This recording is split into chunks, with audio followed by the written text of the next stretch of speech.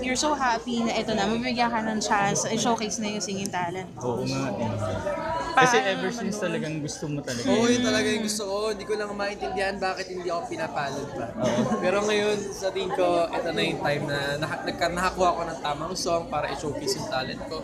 So, I'm very happy. At saka isa sa wish ko natupad din na maka-duet sa... Oo naman, si Janela. Although may duet kami sa album niya before, pero Oo, ano pero lang this time naman yun, kasi guest lang parang level up dahil competition Grabe, ang siya. ganda nung ano Yes, niya. at yung kanta namin, hindi naman siya pang cute-cute lang. Kumbaga, very matured na yung atake namin dito. So, I hope everybody sees the potential that we have.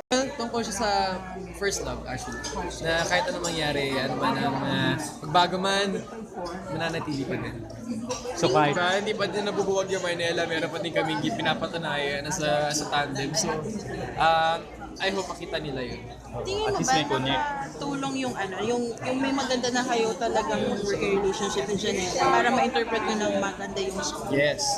Kasi biruin mo yung ilang taon namin pinagsamahan. Pagka ganito, madali na lang para sa amin yung chemistry namin dalawa. Nagkakasundo na kami sa mga gusto namin. So, iba talaga kapag malalim na relasyon namin. Meron kayo.